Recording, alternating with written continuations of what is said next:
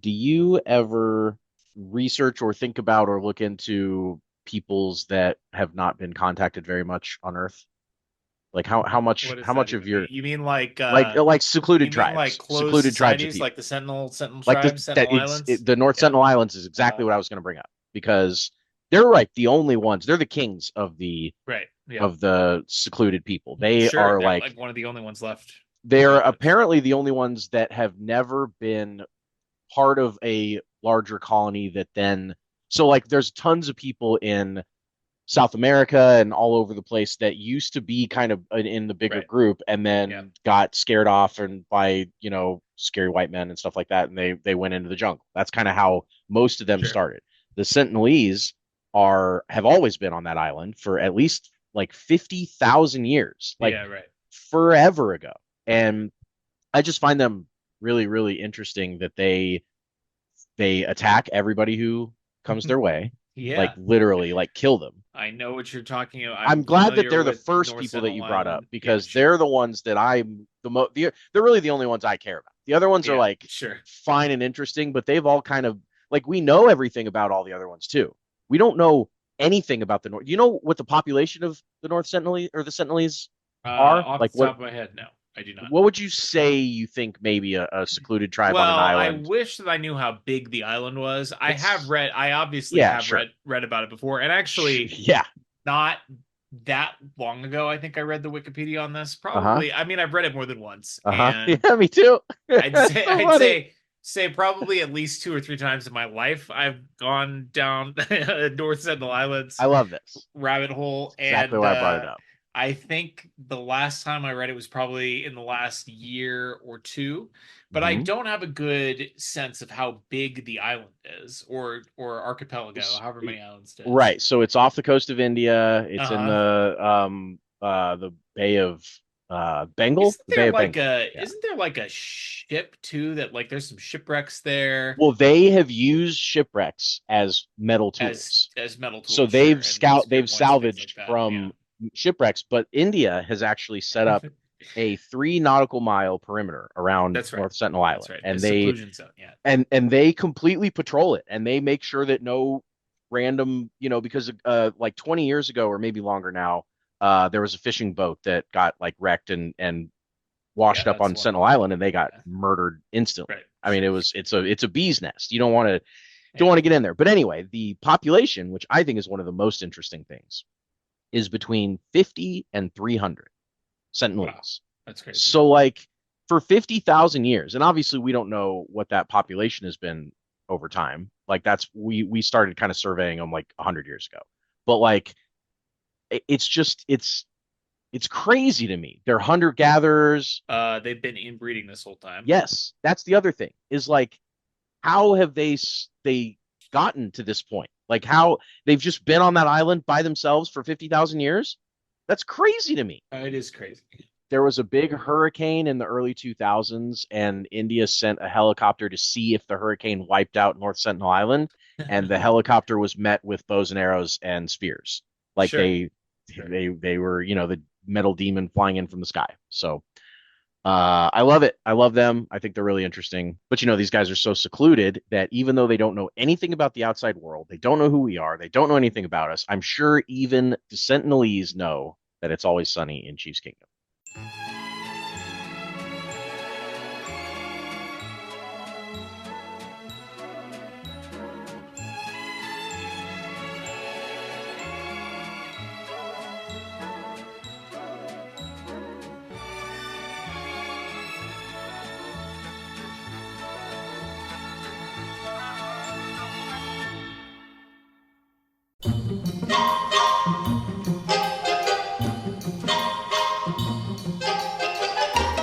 Welcome into It's Always Sunny in Cheese Kingdom. I'm Austin. Find me on X at Real Bird Lawyer, Bird Law Expert on Blue Sky. Here with me, as always, my co-host Taylor at Taylor_Wit on Twitter. Oh, God damn it! That's all I'm right. Ron Burgundy. This no, that's okay. We're doing this live. No Hmm. cuts.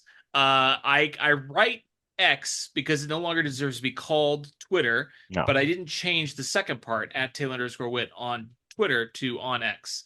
IASIC on Blue Sky, IASICK. It's Always Sunny in Cheese Kingdom. What's going on, buddy? a lot is going on. Happy to be here, of course, and we are not alone. I am pleased to introduce I'm also longtime. pleased. Yes, we're both pleased to introduce longtime friend of the show.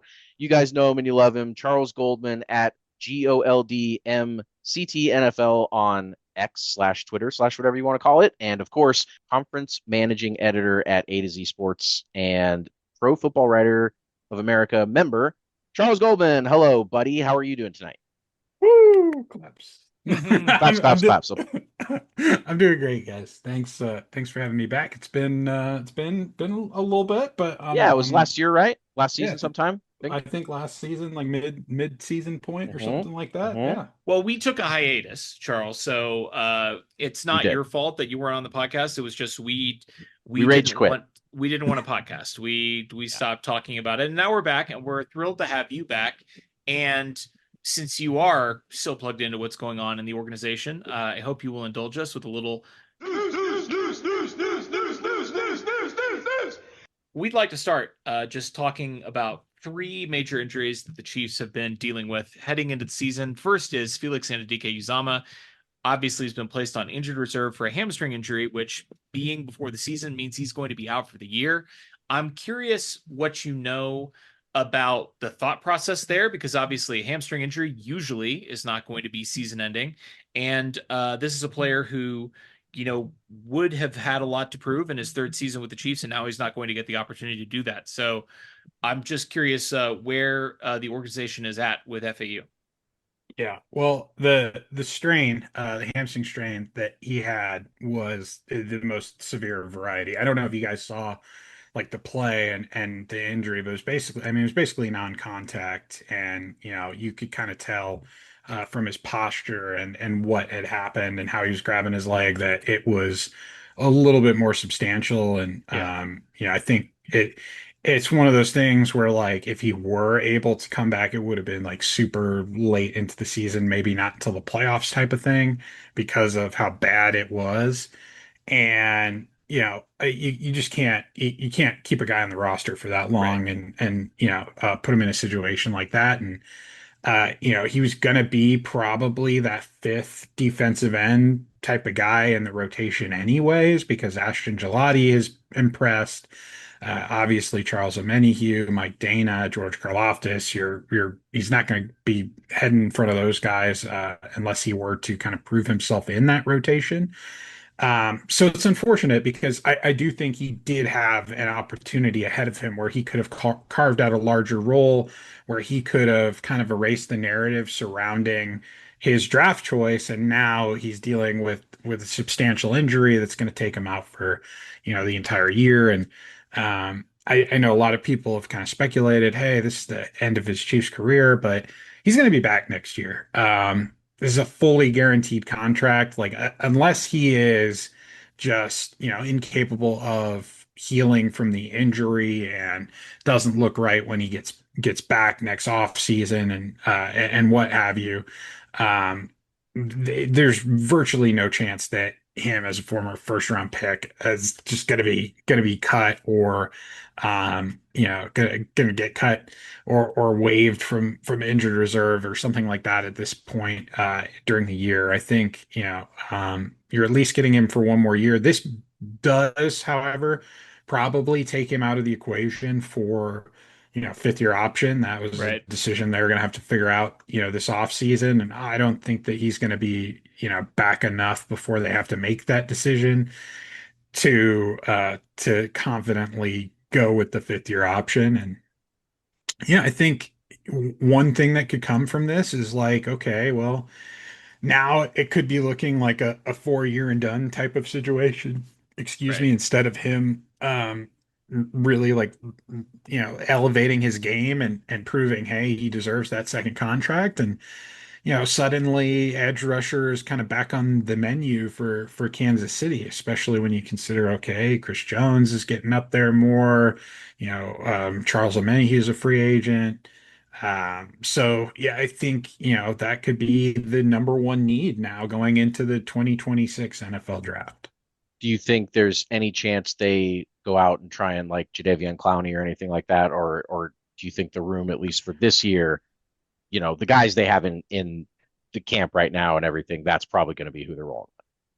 Yeah, I think if it were someone else in the room that got hurt, that like a Zadarius Smith or Jadeveon Clowney would make a little bit more sense. But this was going to be your fifth guy in the rotation. You don't go out and go sign a Sure. Zadarius Smith or Jadeveon Clowney to be your fifth guy. Yeah. And the reality is, and Steve Spagnuolo said this, is like now you have some options, right? Like you might go a little heavier on the interior defensive line now because you don't have that clear-cut fifth guy, or maybe you do in Malik Herring. He's going to have an opportunity this week to kind of prove himself there. Or maybe you carry an extra linebacker now, right? Mhm. Leo Chenal is a guy that we know can play edge in spots. So, maybe he plays a little bit more of that like fifth edge rusher role in the rotation, and then you carry an extra linebacker or who can contribute on special teams or, potentially play a different role on the defensive side of the ball. Or again, like I said, the interior defensive line, that's a position that's not particularly deep anyways. You have a lot of guys who are kind of the tweener types who can play, inside and outside, but you don't have a lot of the big body run stoppers that, that you do need to get through an NFL season. So Yeah. this week is going to be key in kind of figuring that out. And I think, there's going to be a lot of guys at kind of those three position groups who are going to have to try to make a case for themselves. So yesterday afternoon, Andy was asked a lot of stuff, including about the injuries, and I found this quote about Hollywood to be a little interesting. I'm just going to play that by ear. I'm going to see how it does through warmups. We just kind of go from there. This is day by day right now. We want no steps backward on that. How are we feeling about oft injured Hollywood Brown and his foot, ankle, whatever it is that seems to be bothering him? Yeah, I mean, I think the Chiefs just want him to be on the field, right? As much as, I think Matt Nagy had a quote that was kind of like, okay, he's got to get out there, he's got to get this chemistry going, and yada yada Mhm. yada. And then Andy kind of comes back and he's like, yeah, well, let's just get him healthy, right? And I think, they had such plans for him and what he could be and what he could do for this offense last year, and it was such a blow to lose him on that first play in the preseason for Yeah. virtually the entire year. And he comes back towards the end of the year, but like getting into the swing of things in this offense on the fly is not easy. Missing as much time as he did, it was not necessarily a disservice to him, but he wasn't as effective as he could have been. And I think this year they want to make sure that they get him off on the right foot and have an opportunity to really fully integrate him in the offense because they know how deadly it can be if they do have him on the field as an option. So I you know if they can get him out there in this game, maybe they will. I would kind of be surprised. I think they kind of probably play it safe and maybe put him out there for a couple snaps with the with the starting offense, but I would be shocked if he played more than half dozen snaps. Is he going to be out there week one? Confident? I think if I think he can be out there week one. If you can get him a couple snaps in this game, definitely. But even if he doesn't play in this game, I think the goal is getting him out there for week one. Let's talk about one other major injury, and that's Christian Fulton, who obviously was on the physically unable to perform list at the start of camp. I think you actually might have broken the news that he was getting back at practice. So congratulations out here breaking scoops. Where is he at in his recovery? And again, I mean, is he somebody that obviously it's tough when you bring in a guy who is a new addition to the team. DB is not necessarily the most complicated position to play on the 53, but he's playing for Steve Spagnuolo. It's a new scheme, it's a new team, and he certainly was pretty late in the game getting out there to practice with the Chiefs. What is his timeline kind of looking at? Yeah, I think my guess is what they do in this game is exactly what they did with Jalen Watson last year, which was he was in the same situation coming off the PUP list and got into practice fairly late in training camp and was still kind of getting his legs under him. And really the big thing for him is now, okay, like you're healed, you're healthy, you're able, you're capable. yeah, sure, you're learning a new system, but like we just need you to get your conditioning back to where you can be out there for an extended period of time. So I wouldn't be shocked to see him play two or maybe even three quarters in this game if he's able to get out there. Now, Andy was a little hesitant to say that, but I do think he's with his timeline and kind of where he's at. I think it's reasonable to think that he could get out there and play a lot of snaps in this game. And that might be a little uncomfortable to some of the fans who are like, he's injured. You don't want him to hurt himself again. But yeah, I think that with his timeline, he's the type of guy that could play those snaps and that you want out there playing those snaps to get that conditioning in, especially if you're going to be relying on him in week one in any sort of capacity, whether it's a starting capacity or as someone who could come off the bench and play in the event of an injury or play some special teams. He needs to have the physical ability to do that. So I think just getting him out there running around and huffing and puffing will be good for him. And ideally, he's a guy who's playing one spot, right? He's playing the outside corner position, and that within that you don't have quite as much as if you were playing outside and nickel and safety and doing a whole bunch of stuff. So he kind of has a little easier situation than maybe some of the other guys in the DB room to be able to kind of learn and and understand. And thankfully, the Chiefs got some veterans out there and some guys who can probably help him line up if he's confused about a call or this and that. So I think that it might not be as quick as we would like for him to get integrated and maybe potentially be that like number three cornerback with a McDuffie in the slot and a Watson outside or something like that. But I do think that he'll be on track to at least contribute in some capacity by week one. Well, that's good to hear. We definitely want, he's a big part of what they're trying to do on defense. Let's move on from the injuries and let's talk about a news item that are several. The first one I want to bring up is for those of you that have been listening to the show, you'll remember that a couple weeks ago, I jokingly, really more seriously, said, Austin, if we were to put the over under on number of times that we mention Sky Moore as a member of the Chiefs on this podcast for the rest of time, and I put it at 1.5, would you take the over or under? And we settled on the under. So then he did a punt return for a touchdown, and we wanted to, or whatever. Or no, he didn't do anything in one of the preseason games. And instead of saying he dropped first the one, ball. he dropped the ball and didn't do anything. And so we just said, player that will not be named because we wanted to save the final use of Sky Moore on this show as a member of the Kansas City Chiefs for the episode that he is no longer on the Chiefs. And of course, that is this episode. He was traded to the San Francisco 49ers in a pick swap, Niners 6th rounder for the Chiefs 7th rounder, which, could end up being a pretty healthy jump up there for the Chiefs in the late rounds in the 2027 draft. I guess, final eulogy on Sky Moore and his time in the Chiefs. He had a pretty awesome peak in the 2023 playoffs with the punt return and the 2022 playoffs, excuse me, punt return and the Super Bowl catch. But other than that, what will you remember about Sky Moore's time with the Chiefs? I think you guys might end up talking about Sky Moore some more because I think Kyle Shanahan's going to try to turn him into Deebo Samuel light. Yeah, maybe. Maybe. Look, I wish him well. I think that this is what he needed.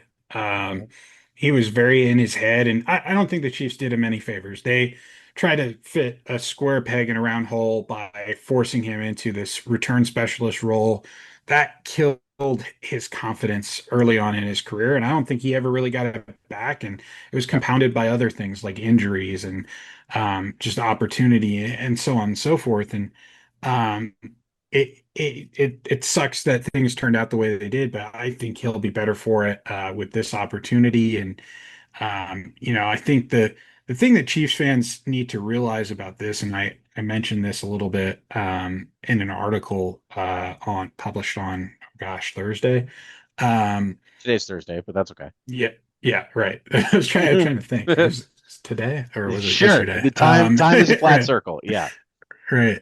But anyhow, we got to think about this trade in a different way, because if you're thinking about it as Sky Moore, second round draft pick, getting traded for moving up in from the seventh round to the sixth round in the 2027 NFL draft, you're looking at it the wrong way, because that Mhm. will be, generally viewed as, oh, well, you just gave up a second round pick for practically nothing. But think about where the Chiefs were picking originally in the 2022 NFL draft with that draft slot. It was pick number 50. They traded pick number 50 to the New England Patriots to move to pick number 54, which is where they eventually took Sky Moore. With pick number 50, the New England Patriots took, drum roll Ty- please, drum Taekwon roll Thornton. please, Tyquan Thornton. My bad. Tyquan Thornton. Didn't want to They steal your took, thunder. yeah, yeah. They I took, was an they took excited Tyquan Thornton. student in class, and I was ready to answer your question because yes, Yeah. Taekwon Thornton is an interesting player, as we know. And so Tyquan Thornton is now a Kansas City Chief. And, Dave Tobe basically broke the news that Sky Moore was getting traded the other day. He's like, on this team, or he's a good player, whether he's on this team or not on this team. Oh, really? Like he's not making the roster. Huh. Thanks, Well, Dave. what do you know, Dave? Um, Yeah.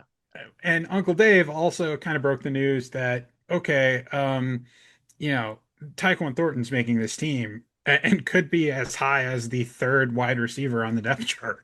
So, and making this team not just because of his ability on special teams, but making this team because of his talent on offense as well. Mhm. So, if you look at this trade as the Chiefs are swapping Scott Tyquan Thornton for Sky Moore and moving up, from the on day three of the 2027 NFL draft, it looks a little bit better. And that's how you should be looking at it, because that's virtually what's happening, right? The Chiefs sign Tyquan Thornton for pennies on the dollar, compared to what a second round draft pick is making, right? Yeah. And he's someone who's going to be a part of this team, not just for this year, but probably for a couple years under team control. So if you include that in this, it looks a lot better. It looks a lot more like Brett Veach winning on the margins, which he does a really good job of, because in the NFL, it's great if you can compose these like super teams and build, a great roster throughout. But the reality is you're only as good as the 50 player on your roster. So Yeah. making sure that your roster is good from head to toe. And he does a really good job of that. And, part of that is, drafting and making moves like this. And, I mean, in some ways, he's admitting that he was wrong to move from, 50 to 54, Which is hard to do. and and and and making up for it by getting Tyquan Thornton. So now the kicker to all of this is like, okay, we can't really now grade it until we see how Tyquan Thornton does, but I Correct. think based on what we've seen so far, he looks like a player who's going to perform better than he did at his last stop. And he looks like a player who's going to contribute in multiple ways, which, in my opinion, is more than you could ask from Sky Moore in his current state and form. So, um, I would grade this trade and this move an A plus. I mean, just the fact of getting anything for Sky Moore where he was at this point in his career is impressive. But doing it in a way where now you're potentially just getting a win out of it. I really like the move. Well, and the Niners are so decimated at wide receiver right now with their health that Right. like he's not just going over there to try and, you know, stick on the rock. I mean, I think he'll get a chance. I think he'll get a chance to play, it seems like. So it could be, like you were saying earlier, could be great for him. I mean, this could be Yeah. the career revitalization that he was so desperately looking for. So yeah, I think the vibes on this trade are good all around. Oh, and look, I mean, Demarcus Robinson, former Chiefs wide receiver, he got Yep. suspended for 3 games, right? Yep. He's not Yeah. Right. that alone is probably his, Sky Moore's path to the 53-man roster Totally. there. Yep. So, yeah, that, the injury situation there is tough, but he'll get a shot, and, who knows? If there's a coach that can properly tap into the best of his skill set and it's not Andy Reid, it's probably Kyle Shanahan. It's crazy because that you mentioned picks 50 and 54. Pick 52 is George Pickens, who has also already been traded. Right. 53 was Alec Pierce, another wide receiver who's still on the Colts, but then 55 was Trey McBride. So a really interesting five pick, and 51 was Cam Jurgens with the Eagles. So a really interesting five pick stretch in the draft there. Three of those guys already traded. Four wide receivers, teams moving around. Thornton and Sky Moore switching, or not switching teams, but being on the same team, and then they ship Sky out. All very interesting, and the potential to go down, many years from now, maybe we'll be talking about how crazy it is that, the Chiefs swapped Sky Moore for Tyquan Thornton. But let's keep the trade talk rolling here. I think it was Diana Rossini mentioned the Chiefs were looking to add a running back. Now, this is sort of interesting in that it's not very interesting that the Chiefs are interested in adding running back, because the Chiefs running back room, frankly, is not wildly impressive and hasn't been for a few years now. It's not super surprising to me that they would be looking to add running back talent. The thing that would be surprising to me is that they would be waiting until now to try and do it with, the last preseason game coming up tomorrow, and the start of the season 2 weeks away. Have you heard anything about this? Do you think, and we'll talk about what it means for maybe some of the other running backs who are currently on the roster when we get to our next segment, talk about some of the roster bulk guys. But have you heard anything about this? Because I think Diana's maybe the only one that has said anything about this kind of being something the Chiefs are looking to do. Yeah. And I don't want to like rip on Diana here, but she doesn't have the greatest track record, so I No. would take a little bit of it with a grain of salt. But Agreed.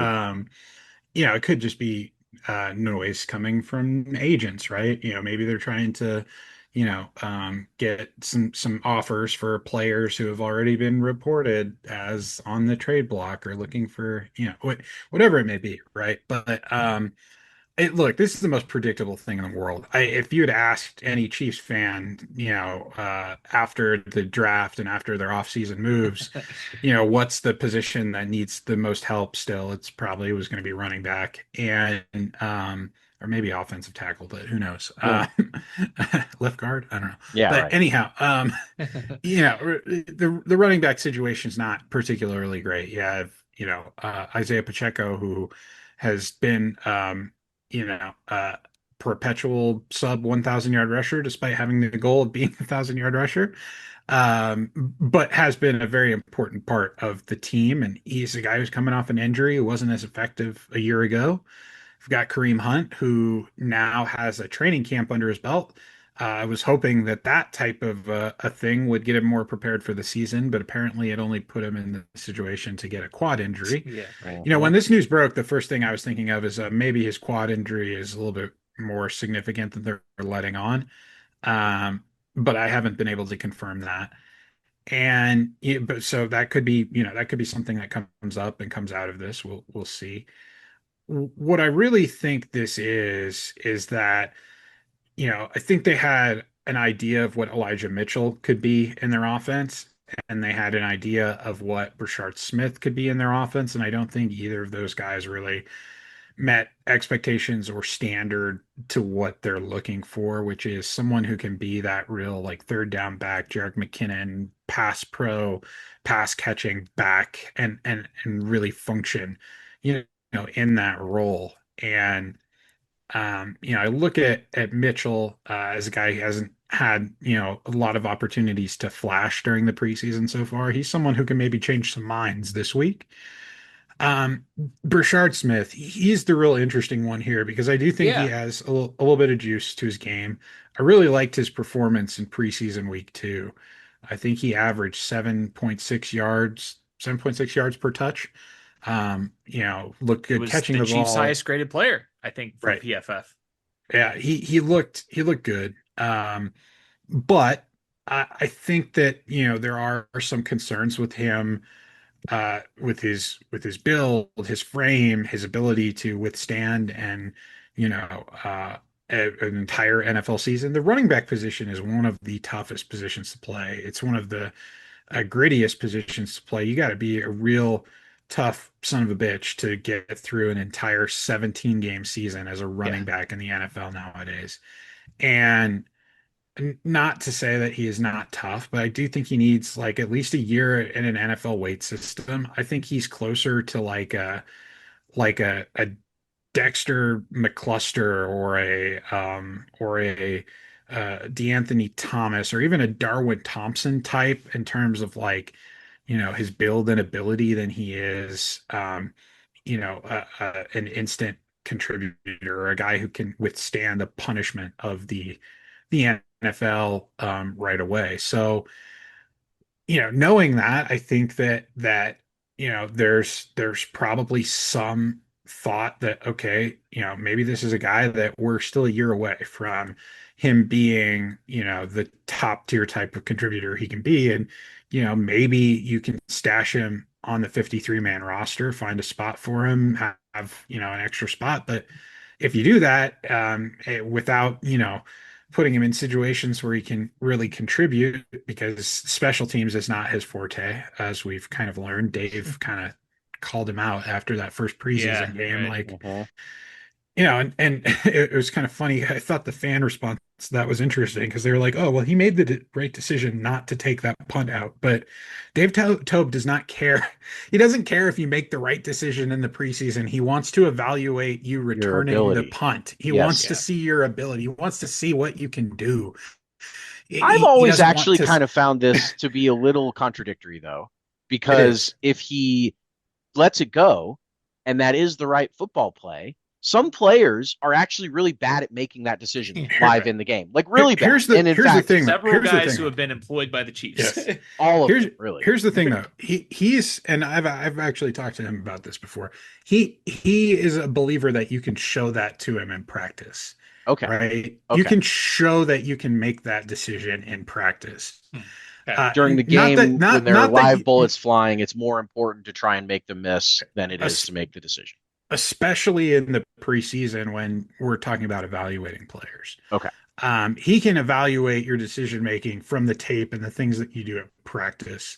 What he can't evaluate at practice is the live bullets flying, how you react, how you zig when another player zags. He can't do that because you can't practice that stuff live at training camp, right? You're Yeah. you're you're not going to be you're not in those Full live tackle contact. situations. Mhm. So on one hand, I do get it. You do want them to make the right decisions, but on the other hand, you have to absolutely get that tape to know, okay, sure, this guy can fair catch the ball, but if he's going to catch the ball in a we need this play type of situation, can he make the fucking play? Yeah. Fair And enough. Yeah. that's what he needed to see from Brashard Smith in week one. And he was better in week two, but still didn't, he didn't show. He didn't show that he could be that guy. Didn't show he could be a guy who could beat out a Nico Remigio, right? Yeah. As Austin calls So him, Niho Remigio. So Yeah. yeah. Fair enough. That makes total sense. The running back rumors have been, I think, just more of a Twitter storyline right now, especially right. with it being, yeah, just so close to the Well, look, season. Everybody's, I, yeah, I will add, like, there are a lot of names that I've been seeing floated. Brees Hall, yeah. a the kid from Robinson Jr. from Brian Washington, Brian Robinson Jr. Yeah. Yep, yep. right, right. Like those are the names that seem to be like most popular right now. I don't think if the Chiefs do trade for a running back, I don't think they're looking in that market. I don't think they're going to go, all out and trade And for those are guys that are going to for want to for get somebody paid. crazy. Yes. Right, right, They're going to go get Ty right. Chandler. Austin and I were talking about on his dynasty roster. He's holding on to Ty Uh, Chandler in case he goes I could somewhere. see, He's I could he's my see, least I could owned see. player. It's just it's not. I just keep saying, well, what if he gets traded to the Chiefs? Yeah. Can't take You that know, risk. the players that people should be looking at are the three teams that we've played in the preseason, Mm, including the one upcoming this weekend. sure. Specifically that one because, like, Bulls. the general manager there is kind of, someone who, the Chiefs are quite familiar with, might be willing to strike a deal. Mhm. Um, but specifically with the past two teams, I think the players I mentioned in my story on this subject was Michael Carter and George Halani. Yep. I think they just fit the mold of kind of what they're looking for in terms of that pass catching, pass pro back, guy who can kind of fill that role, but who can also potentially step in and deal with some volume if you do have an injury to a Kareem Hunt or a Isaiah Pacheco. Um, so I think those are the types of guys you're looking at. I would say that, maybe if the Chicago Bears, I know they've had some injury problems at the running back position as well, but maybe they're looking to move a guy like a DeAndre Swift. That could be Yeah. an intriguing one, and one that I know that the Chiefs would be interested in terms of just players' sheer talent and ability. Um, Chiefs have been but going after veteran running backs of the last couple years with Shady and Le'Veon Bell and all the they've Kareem liked Hunt. to bring in Kareem Hunt, great example.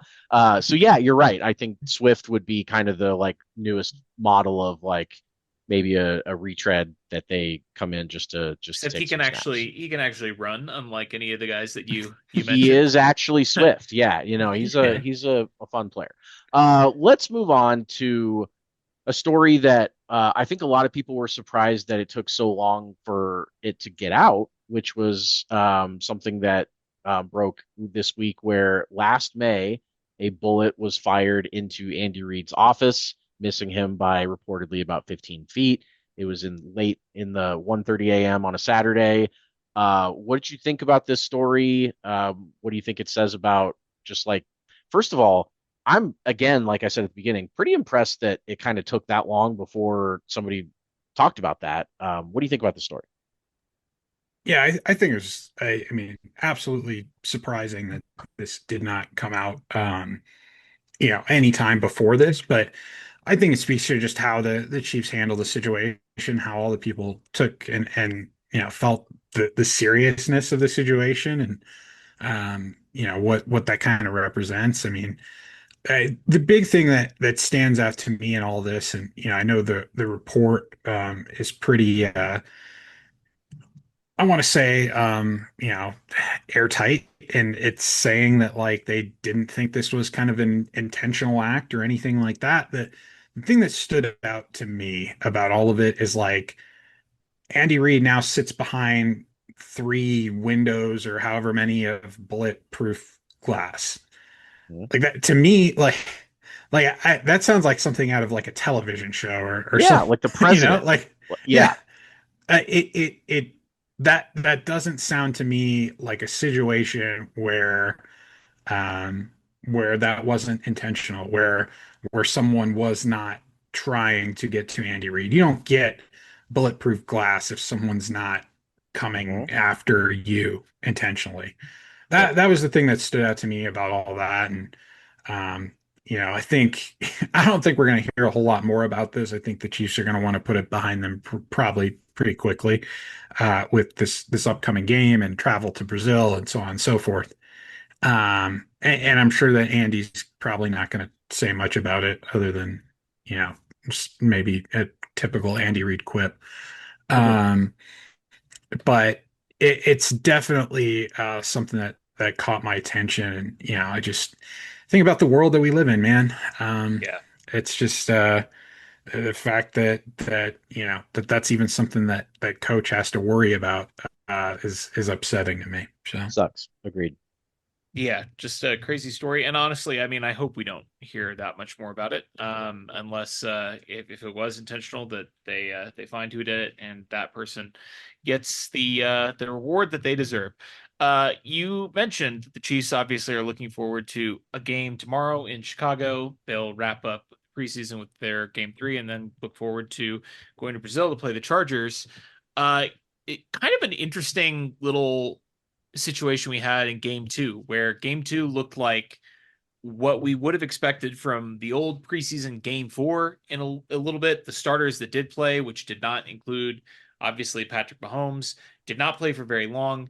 The Chiefs were playing their second, third, fourth string players for much of this game. And I know obviously things have changed since the NFL shifted from four preseason games down to three, but Andy Reid has kind of always treated the second preseason game until this year as what used to be preseason game three, which is the dress rehearsal for the regular season, the tune up, and it sounds like Patrick Mahomes will be playing tomorrow in Chicago and may get some significant work there. So I'm curious what you've heard about kind of why they decided to approach things a little bit differently this year, and if you had any thoughts about the game tomorrow that we haven't kind of already covered.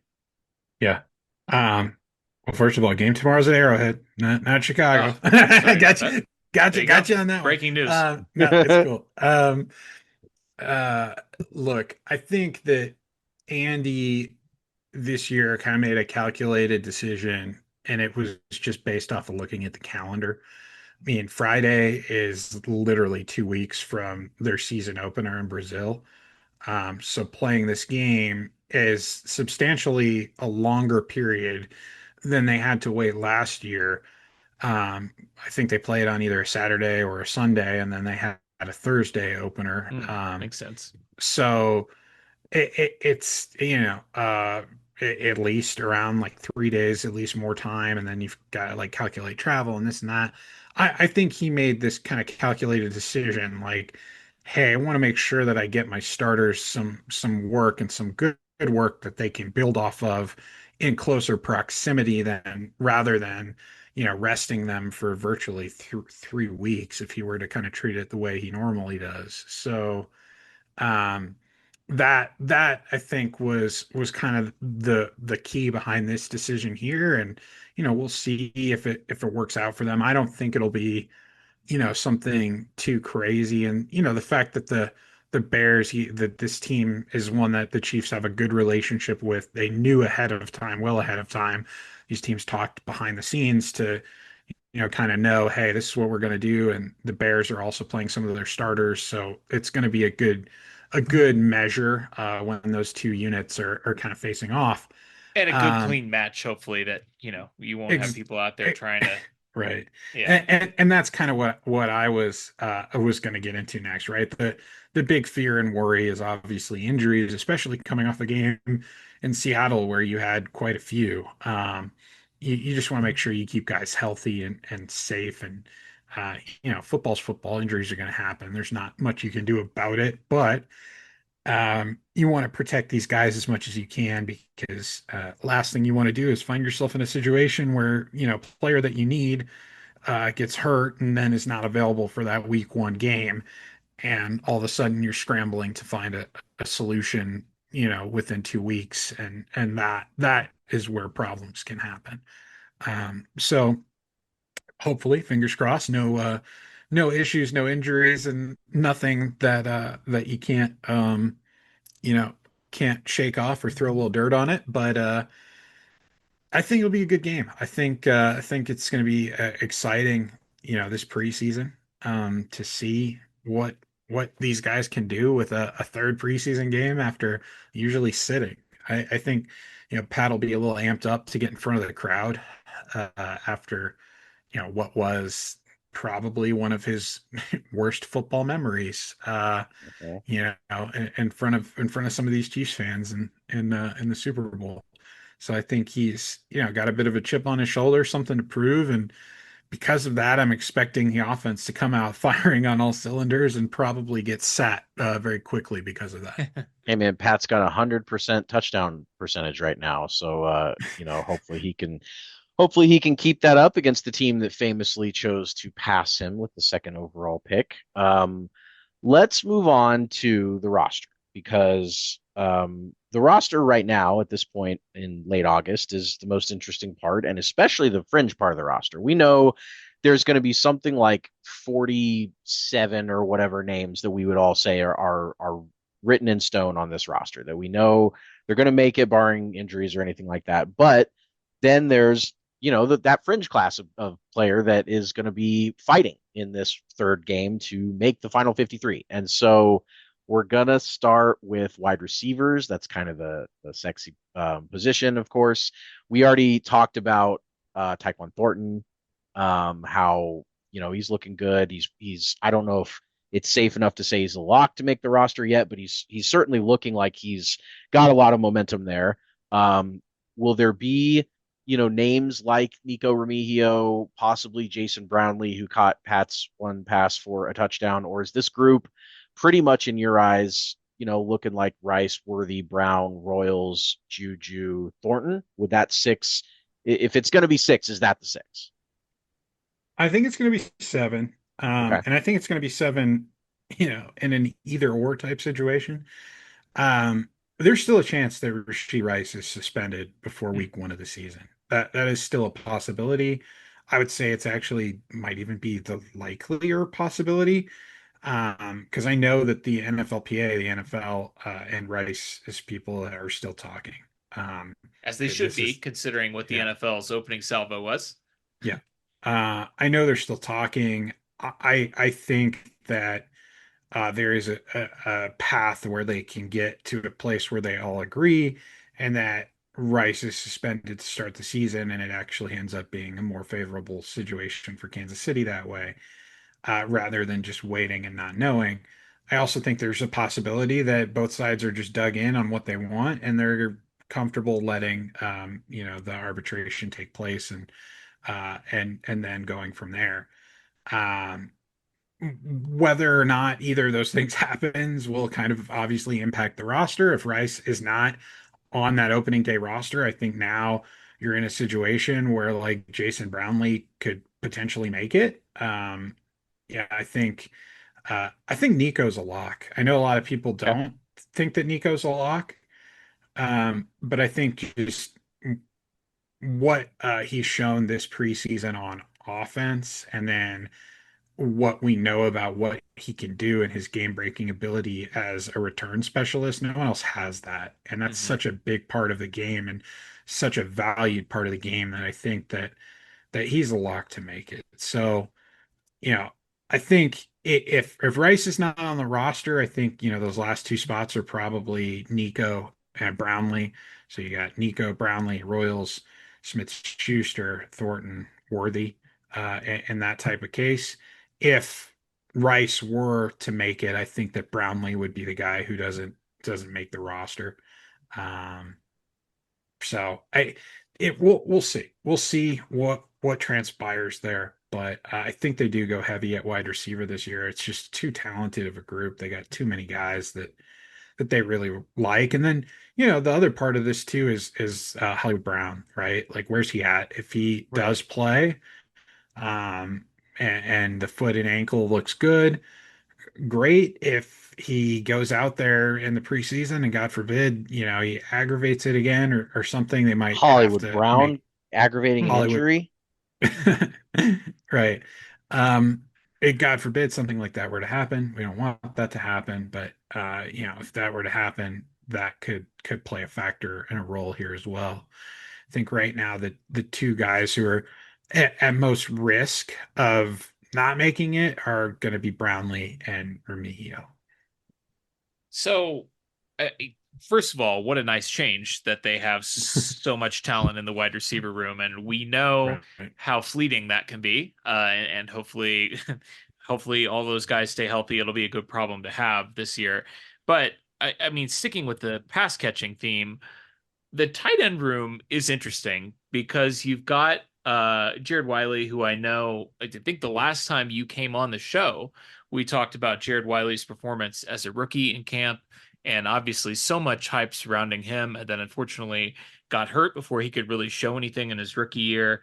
You have Noah Gray, who the Chiefs recently extended, of course, Travis Kelce, and then Bob Tonyan, who has had a hell of a camp, a really Big good Bob. preseason.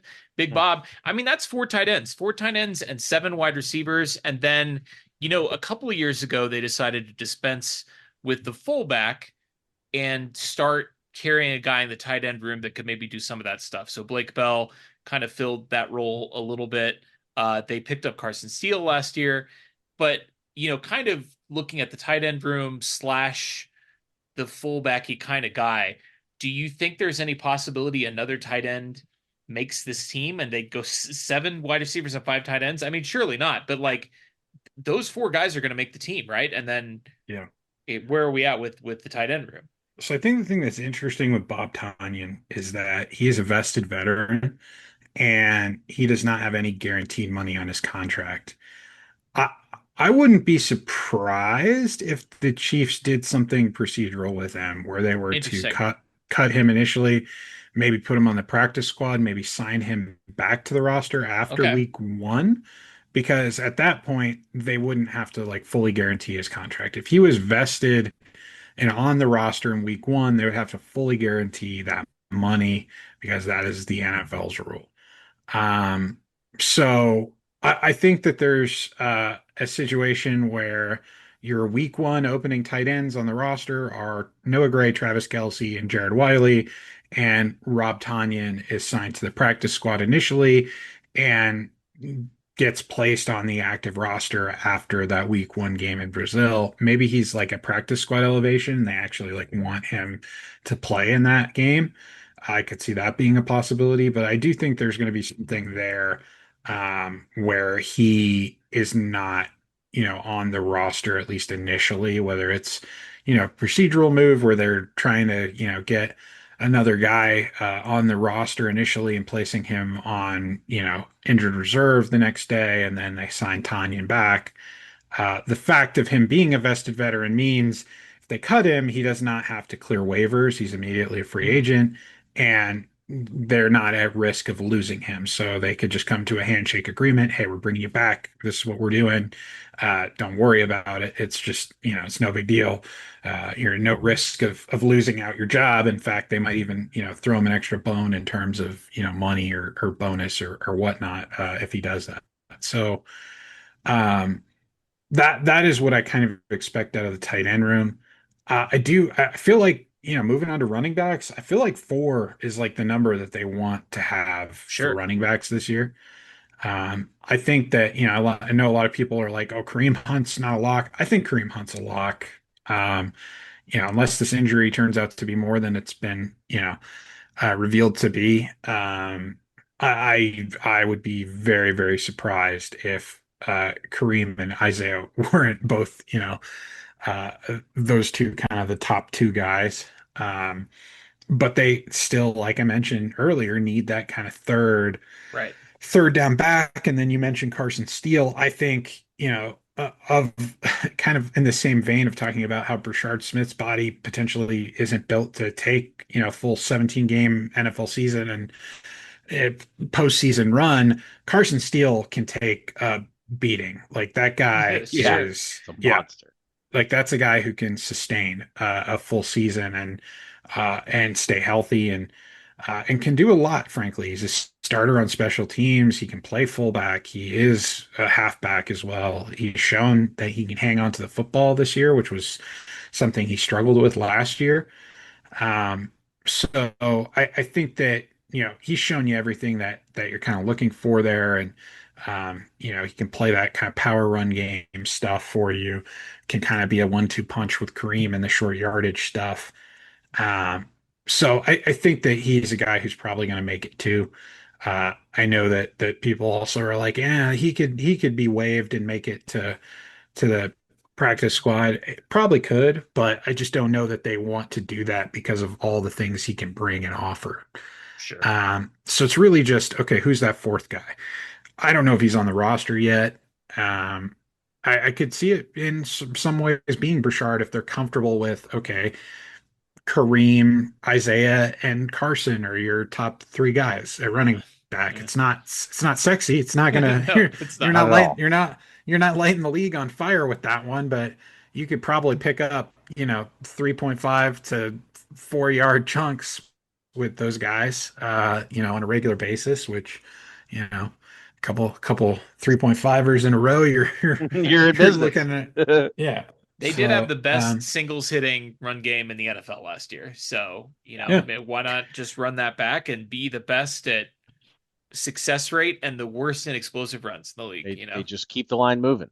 Look, I mean, if they get the explosive passing game back, they probably won't Yeah. really Sure. need much explosion out of the running game, to be and honest. and the explosive passing game would help the running game, because Yes, it because would. I mean the whole thing is complementary. Okay, so we've talked about everyone other than quarterback and the line on the offense, so we don't need to cover quarterback. But I'm just curious. I wasn't originally going to ask about the big uglies, but shout out to those guys. If I were to say that the 10 offensive linemen would be, Simmons, Kingsley, Creed, Smith, and Juwan as your five starters, and then your backups would look something like Jalen Moore, Mike Caliendo, Wanya Morris, Hunter Norzad, CJ Hansen. Is there anyone in there that you feel, yeah, I mean, Issa Pole, is it Pole? Pole? How do we say his last name? Issa Esapol, I Essa think. Pole. Yeah, yeah. Anyway, is there someone in the list that wasn't the first 10 that I named that you are kind of keeping an eye on, or is that kind of how do you see the offensive line breaking down? Yeah, the one you mentioned that I really like that I think people are kind of sleeping on, and to be frank, I was very skeptical about him coming into his second year because he was not good in his first year, but it's reasonable if you're coming from Holy Cross to not be good as a rookie in the NFL unless That's you're good. like some sort of madman. But I was really impressed with CJ Hansen through the first two preseason games. I think he's done enough to make this roster, and frankly, in my opinion, he might be the second best option at left guard behind Kingsley. He Hmm. might even be the best option at left guard, to be honest with you. I will. It remains to be Low seen. bar. The verdict is still out on Kingsley, but I liked what I saw from 61. I think that he's a guy who's going to make it. The guys that I'm kind of questioning now, you know, Caliendo and Norzad are kind of, we thought that Caliendo was kind of going to be in competition with Kingsley because that's what Andy basically said this offseason. But Hmm. I think he's more in competition with Hunter Norzad, and I'm curious to see if it's like an either or type of scenario there. And I wasn't quite as impressed with Hunter this preseason as I thought I would be. He had, some good snaps, but he also had some really bad ones. And not just at the center position, but also at the guard position. So, you know, uh, having kind of like that flex, but maybe not being as successful in one spot or the other, I think, that is a concern. And then Wanya Morris, man, I'm torn on him because he has some really good flash plays, and then he has some really bad ones that are like, okay, I understand why he didn't work out as left tackle last year. Yeah. Um, and I think that Jalen Moore is like kind of the swing tackle guy. So if Jawan and Simmons are your starters and Jalen's your swing tackle now, is that fourth tackle spot? Are you know, confident that like you want a guy like Wanye who can maybe get you through a couple games, but it's going to be ugly? Or do you want to use that spot on like a young guy like Esapole or maybe even Chu Godric, who Mhm. has been someone who's been mentioned quite a bit by the offensive line coaching staff as someone who's kind of starting to emerge? So, Pohl's a guy who's, by the advanced analytics metrics, he's a guy who is doing extremely well this preseason. But it's also coming against, like third and fourth stringers because he's not really getting much work with the second team. I think he's kind of that like fifth guy up usually. Um, and then you've got a guy like Chugadrick who's actually been working in with the second team who has right tackle and right guard flex, which is a spot that, in the past, the Chiefs have liked having a right tackle, right guard flex player, like a Jared Wiley type. So, I think that those are kind of your options that you're kind of weighing here. And personally, I think, knowing that Pohl, how well he's doing at like the left tackle position and how that's been such a problem for you, he would probably be my preference over like a Wanya Morris in that like offensive tackle spot. And then there's another factor you have to consider here, which is that Ethan Driscoll had appendicitis and had to have an appendectomy Oh and yeah. hasn't played really all preseason because of that. And like that's a guy who they're really high on last year, um, and who they've been kind of working in at right tackle, right guard as well. So he's someone who, because he hasn't played, maybe this is a year that you can like sneak him onto the practice squad, and have that kind of extra tackle there. Um, so, maybe that influences your decision there a little bit more, and he's kind of more your developmental tackle guy than like an Essa Pole. Maybe some team comes calling about Essa, and you can flip him for a defensive lineman or a running back or whatever. I wouldn't feel great about that if that was the case, especially Sure. knowing, again, like I said, how many problems you've had at offensive tackle.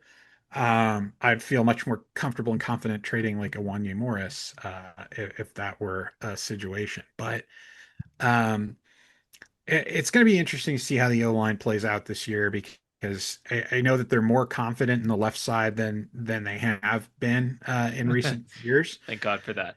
I think that, Kingsley still has a lot to prove, but has shown some things positive in the preseason. And he has, he can always hang his hat on the week 18 game in Los Angeles or against Los Angeles. I don't remember if it was in or in KC, but, I think it's interesting that we point back to that game, yet he couldn't get on the field, to contribute in that same way when they really desperately needed him or someone like him in the Super Bowl. But I digress. I hope he's turned a corner because if he hasn't, that's going to be a real problem because I just don't think they have like a surefire solution at left guard. Um, and they might have to get creative with it. It might have to be like kind of a trial and error type of situation, like they kind of went through at left tackle last season, and we know the types of problems that can cause. And, maybe if something, were to happen in the next couple days where maybe a former player who has played and started some really important games for your team became available, like a Nick Allegretti, you know, if he were available via like trade or via um, roster cuts, I could see them bringing him back in a freaking heartbeat and having no problem just plugging him in at left guard and saying, "Sorry, Kingsley, we got a guy." Yeah. But or even just getting him Super in Bowl the champion, room. Super Yeah, Bowl starter, you know? right, We're right. putting a Even team together. Yeah, just right. just bring him back in. I could see E that. even if they kept Kingsley at it, just having him as a backup would be just a godsend because they have such confidence in him as a player. So, that's a name that I'm going to be like keeping a very close eye on these next couple days. And the offensive line, I mean, it's make or break, right? Like they're hoping that they have a better group this year that can weather the storm that is a long, devastating NFL season. And like I said, there's a couple ways that this could shake out. So definitely one to watch as we're kind of leading up to roster cuts here. Let's flip over to the defensive side of the ball. And to me, the the most, I don't know if it's the most interesting group, but certainly one that jumps out is the linebacker room. You have Nick Bolton, Leo Chenal, and Drew Tranquil, who are all locks. And then after that, it gets interesting. You've got Jack Cochran, who's been with the Chiefs now 3 seasons, does not play a lot on defense. In fact, last year he played 9 defensive snaps, but he's a core special teamer, almost 80% special team snaps both of the last 2 seasons. You've got Jeffrey Bassa, who was pretty quiet in preseason game one, and then sort of like Rashard Smith, on the other side of the ball, a guy that was getting some hype in camp didn't show at all in game one, and then in game two, I mean, really jumped off the screen in some pretty significant playing time. And obviously, a fifth round pick is right in that zone where it certainly wouldn't be a huge surprise if a fifth round pick doesn't make a team, especially on a team that has had the consistent success that the Chiefs have had, a good roster, a complete roster. But are there any other names to watch? I mean, obviously they're going to carry at least four and potentially five linebackers. Who are the names to kind of watch past the big three in the linebacker room? Yeah. The Chiefs and Spags typically like to keep six Yeah, linebackers. Like sure. that's their preferred number. Um, I think, obviously Nick, Leo, and Drew are locks. I think Jeff is about as close to a lock as you could get without being a lock. Yeah, I think the one thing that's interesting about Bassa is he's, obviously a former safety. He has that background, and I think you kind of see that a little bit in that he has trouble at this point in his career disengaging from blocks. He's not Hmm. really the stack and shed type guy, but he has really, really good instincts, both attacking downhill and when it comes to the passing game, and I think that's something that the Chiefs value and that they need. And he's done enough this preseason and during training camp to make his case. I think it's interesting because you got guys like Cole Christensen, Jack Cochran who've been there, who know the system, who are, the blue collar guys kind of in the linebacker room, so to speak. And I just don't know that either of them are gonna make this team. Interesting. Okay. I know that like Spags loves Jack Cochran, but man, did he have just a really rough performance in Seattle, and then he got banged up. He's got a knee. I don't think he's playing this game, and um, I think that's going to be a tough decision if you come down to like, okay, are you carrying an extra linebacker? Or are you, carrying the extra defensive tackle or an extra D end or even maybe an extra safety? Jack might be the guy who has to go because of it. Um, and I just think his versatility, I don't know that he offers a whole lot. I think he's more of that Sure. kind of, green dot middle linebacker type. I don't know that he's a guy you're going to play at the outside spots. Cam Jones is an interesting one because he's been on the roster for a while too, alongside guys like Christensen and Cochran, and he's been on the team mainly as a special teamer. I think he showed a little bit more recently in terms of his ability on defense. He had a really good game actually this last week. By I think PFF standard, I think he was one of the highest graded players on the defensive side of the ball, and that's good for his chances. So he could potentially be that fifth guy. The one name I'm kind of looking at though is Cooper McDonald. Hmm. He had a really good training camp, undrafted free agent. He's got a little bit more athletic ability than I think a Christensen and a Cochran. Obviously he's younger, so but yeah, I think he's someone who could sneak on if they keep six. I think he could even push a guy like Cam Jones off, to be honest with you, because I think he can do a little bit more. But um, definitely an interesting group. I think like a guy like a Brandon George could end up on the practice squad. He's just got too much athletic ability. You want to try to harness that and see if he gets a little bit more comfortable in the scheme. And then they just signed this kid, Xander Mueller. I think that's more to just get through, the fact that they need some bodies for this Yeah. last game. Right. Yeah. But you never know. I mean, sometimes you get a guy like that and he like, puts on a show and suddenly makes a case and, ends up on the practice squad and so on and so forth. So definitely intriguing group. I think that kind of those last two to three spots are kind of up in the air at this point. But if I had to just name those four guys who are locks right now, it's going to be Bolton, Chanel, Bassa, and Tranquil. And no, if you're listening to this show and you thought you heard a reference to former Missouri quarterback Drew Lock, no, Charles said Drew is a lock.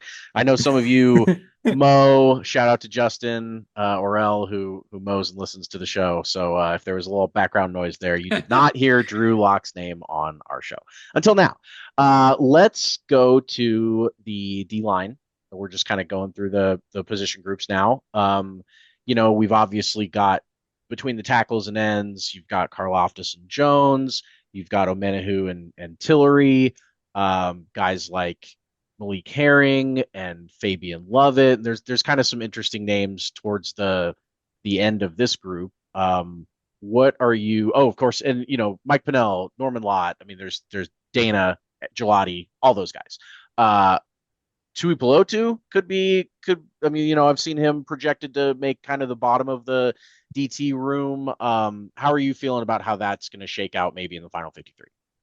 Yeah, I mean, I think, Norman Lott has the ankle going on, so I could definitely see that, this is potentially the spot where they go heavier. I think, Lovett's got a little bit more juice as a pass rusher than Tui Pelotu, but I think Tui Pelotu does what the Chiefs need more of right now, which is a guy who can kind of push the pocket, close up some of these running lanes, and kind of, command some double teams and not necessarily a pass rusher, but definitely a guy who can be stout in the trenches. So I think he's like a guy that I'm warming up more to him being the guy who kind of capitalizes on the unfortunate injury to Felix Uzama. Yeah. Um, I like Izzard, 93. I think he's gonna probably end up on the practice squad and get some development there. But right now, if they do not, trade or acquire another D tackle, it's looking like Tui Pelotu is probably the guy. So just going through the position groups, I'm gonna loop these together because we know obviously Steve Spagnuolo likes some versatility in the defensive back room, and this one is we sort of saved the I don't know if you call it the most interesting group, but there's definitely more moving parts to this group than there have been maybe in the past couple of seasons. You do have, some obvious locks, but you have some veterans out the door, and a lot of younger, newer players in this defensive back room. So I'm really curious to hear how you think the bottom of this room is going to kind of shake out and who's going to be in that rotation. You do have some guys that have been in the room for a while, a guy like Nazi Johnson, for example, who might not be a lock to make the team based on his play. And then you've got a lot of new faces in this room. Who's going to make it and who's going to be, is a guy like Nazi Johnson going to be maybe on the outside of the bubble?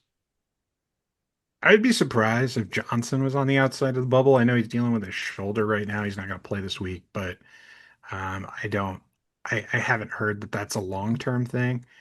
Um, the one of the guys from the Fab Four that I'm most worried about is Josh Williams. He hasn't been playing much with the starting unit or even the second team unit. I think he did move up to kind of second team snaps this last game. But he was playing deep into the game, which is never a good sign for guys. Sure. It's usually an indication that, okay, you want him to put some good tape on there, but maybe not for you, maybe for somebody else, right? Right. Um, and, I think that with the injury to Johnson, maybe he has a path to getting back in good favor and making it. I think he kind of fell out of favor a little bit because I think that, I mean, Dave Merritt kind of made an underhanded comment talking about another player, but I think it kind of ended up being about Josh, which was that, if you're playing the cornerback position in this defense and you're not a guy who's doing multiple things like playing safety and nickel and, dime and all these other spots, right?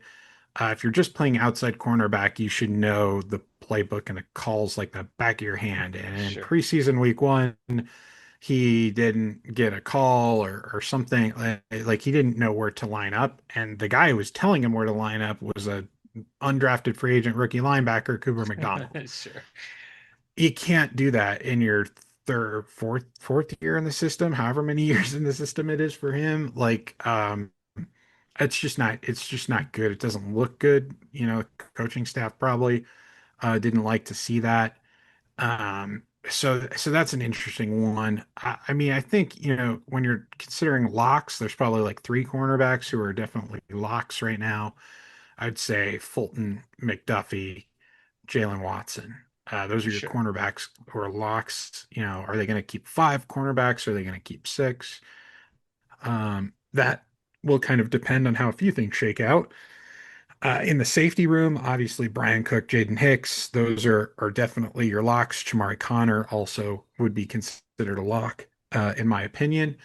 Mike Edwards, interesting one. Mhm. I think he's going to be on this team. And my question is it going to be on the 53-man roster or is it Right. going to be on the practice squad initially? Because only has, he's also a vested veteran and he only has like a 500K dead cap hit if they were to cut him. So So, maybe, you got Cook, you got Connor, you got Jaden Hicks, and then maybe like a Chris Roland Wallace type in that room to start. Maybe you don't feel like Roland Wallace can get to the practice squad, but a guy like Edwards would be willing to, and taking that role on, kind of the way Deion Bush had in the past, and then potentially getting called up later in the year when they need a veteran and that leadership and depth. Um, I could see that happening. I could see a surprise happening, and then bringing a guy like Glendon Miller or maybe even a Major Williams in No that kind of Justin fourth. Simmons. I would be very surprised at this point. They would take an injury to like a guy like Cook or Hicks for them to bring in a Simmons type. Um, Fair. but I do think that room, I know a lot of people aren't high on it right now, but I think it's better than people realize. And that will be understood. Um, going back to the cornerback room, Nall Williams, I think he's probably Yeah. pretty close to a lock as well. Yeah. He's done a pretty good job. He kind of had a little bit of a crash out in the preseason week 2 game where some guys got under his skin and he committed a couple penalties there. But beyond that, I do think he's shown enough where he can be maybe that fourth guy in that room. So like, okay, let's say we're keeping five. Now you got, Nazi Johnson, Josh Williams, Melvin Smith is a guy that they like. Um, Kevin Knowles, a guy who plays some nickel, can play special teams. So you got a couple of guys who are competing for one spot, and that's going to be a tough competition. That's one where they're going to have some tough decisions to make.